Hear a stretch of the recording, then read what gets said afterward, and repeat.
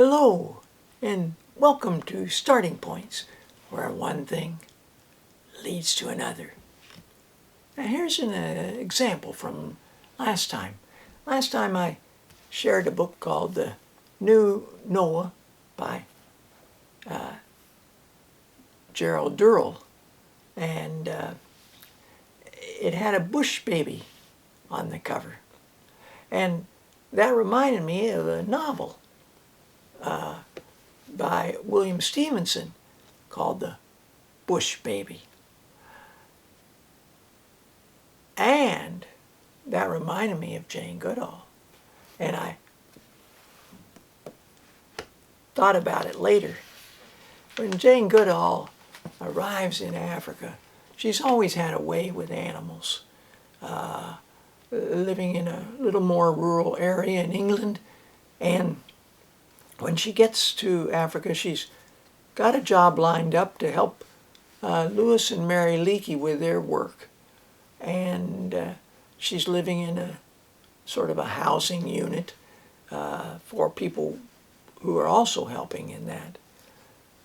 And it was not long before we had a collection of animals. People kept bringing them to me. Animals who'd been orphaned and needed a home. Animals who'd been rescued from African markets. First came a bush baby, Levi. A bush baby, or Gallego, is a small squirrel-like animal related to a monkey. Bush babies have huge ears, large round eyes, and long bushy tails. They make a loud wailing sound at night that to some people sounds like the crying of babies. There are several different species. Levi was one of the smaller varieties. In the daytime he was mostly asleep in a large gourd on top of a cupboard in Lewis's office. Sometimes, if Lewis had a visitor, Levi woke up when he heard the strange voice. He would peer sleepily out of the gourd, gaze down, and then take a flying leap and land on the newcomer's shoulders. One man, I'm sure, almost had a heart attack from fright. Lewis never minded. He said that people in Africa should always be prepared for anything to happen. In the evening, Levi leapt around the room catching insects attracted to the lights. He also ate a lot of fruit and mealworms. I often left the door open, but he never went away, though he sometimes visited the other residents of the museum flats and startled them as he leapt through window or door in pursuit of some insect. I next acquired a fervent monkey, Kobe, and a dwarf mongoose, Kip. They were both tied onto stalls at a local market. Well, one thing leads to another. Jane Goodall put together a series of books. As I mentioned last time, she did the one on chimps. Who better to do that?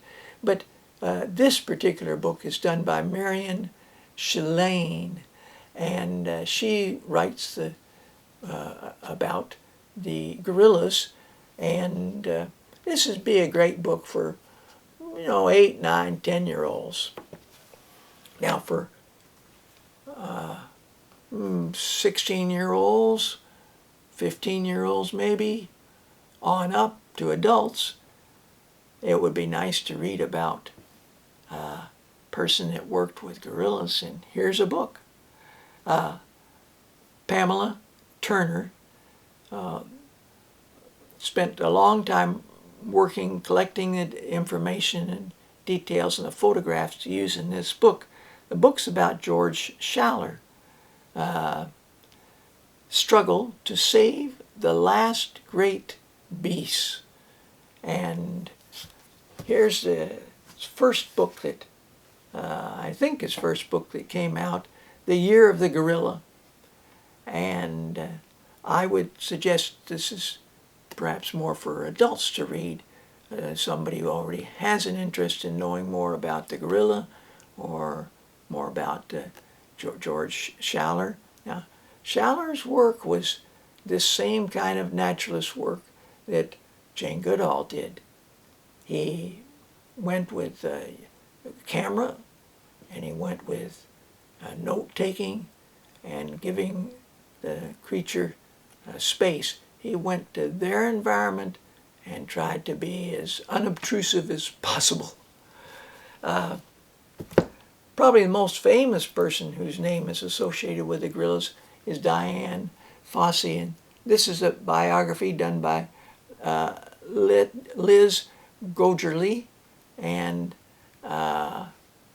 it tells about her efforts. She stayed, like Jane Goodall, in that one area and really focused all her attentions of trying to get the government to help post the wilderness, no poaching, no shooting, to have patrols, local patrols that would patrol that area to protect the gorilla.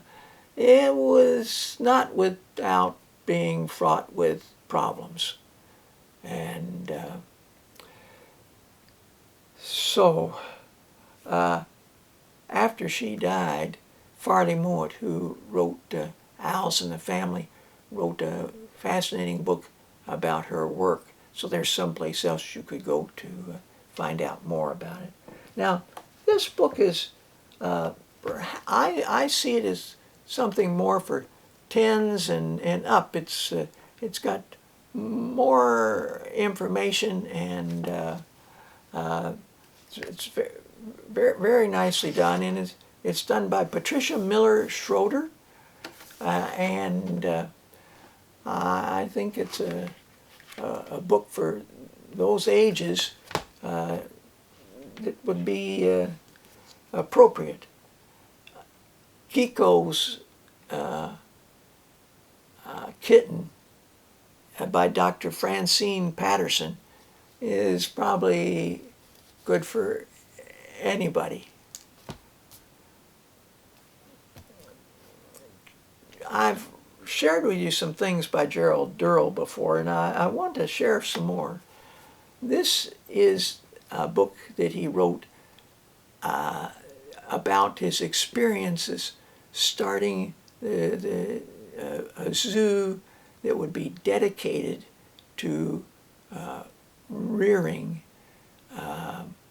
endangered animals. Because he could see what was happening around the world in his travels, and he succeeded in finding a place on the island of Jersey. It's an island off the coast of England, belongs to England, and fairly near the coast of France. And so he's got a chapter in here about gorillas. That's why I mention it. A Gorilla in the Guest Room, chapter 7. And it's,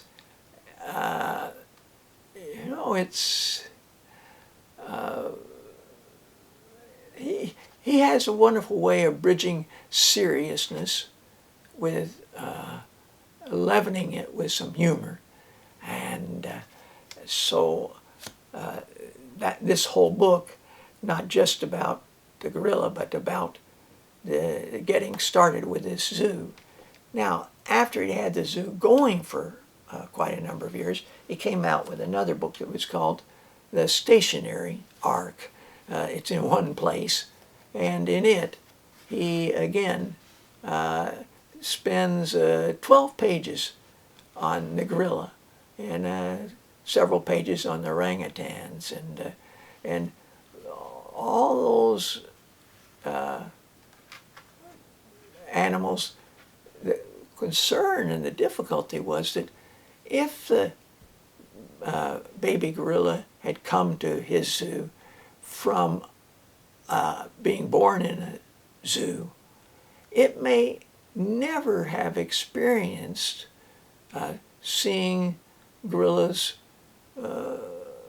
at different ages and stages So might not know anything about mating, might not know anything at all about how to care for a baby gorilla once it had one.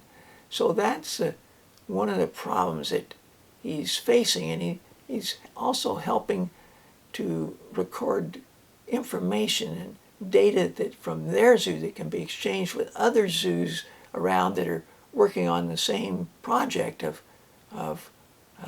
rearing endangered animals in their zoo that will mutually benefit and help everybody. Well, thanks for joining me, and until next time, bye for now.